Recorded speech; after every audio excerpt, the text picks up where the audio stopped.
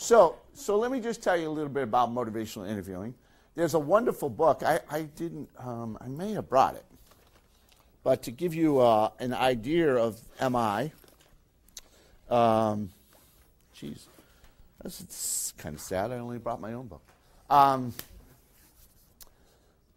Motivational interviewing started about 25 years ago. And what it was a process where in the addiction field, we noticed that people weren't getting better. So somebody sort of said, well, what can we do with addicts? Because basically they're coming into clinics, they're not getting any better. And we're showing somewhere between a 15 and 20% recovery rate, which is pretty miserable for what was the largest public health problem in the country. And so some people decided to see if we could tease out inside the conversation what seems to work with those people who did change. In other words, the people who did come in, what seemed to work? And what did the clinician or the counselor or the social worker or the addiction counselor do that might make a difference? Well, what we started to find out were there were certain sort of principles, certain ways in which they could treat. That made people start thinking about, well, what about all these other chronic problems? Right? Chronic issues of chronicity. What if we went from this public health problem of addiction and we started to look at other chronic problems, like people who weren't following through in terms of taking them as diabetics, not taking care of themselves? What would happen if we started to look at people who didn't follow through on their medication, right? We started to look at all the chronic issues that we can see, obesity, smoking, right? Could we see the same dialogue go on, maybe shorter, but the same dialogue? Could we see it with offenders, defendants, people who had committed crimes? Could we see it with probation officers and the offender? Could we see that basically there's tenets to a good conversation? Is that making sense to people? And why wouldn't there be?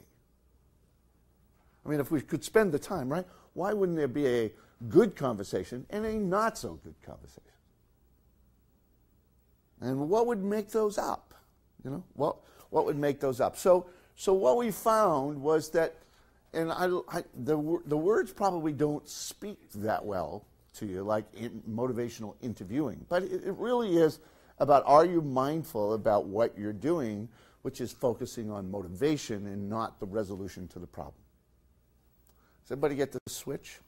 Because we're trying to resolve the problem all the time. We're trying to fix it, right? We're trying to fix the problem. We're kind of going at it that way. And what if the person doesn't want to fix the problem? So what if we take our target of our conversation and get away from fixing it and move it to motivation?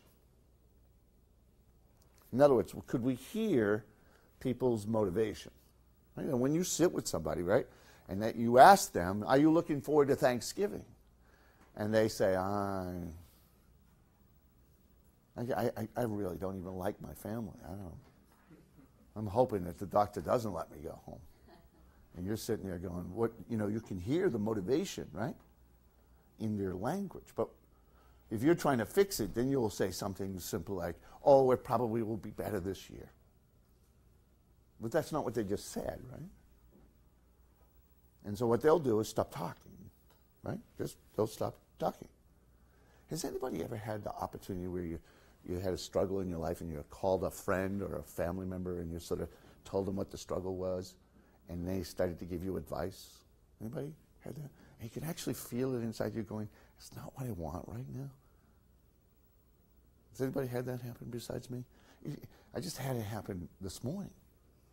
That's how it so regularly is. I'm sort of telling somebody about, I've got a busy day and so on and so forth, and I got to squeeze all these things in before 12 o'clock, and I better be on time, and I hate when I have to do that because it doesn't make me relaxed, and the person just says, oh, you'll get through it fine.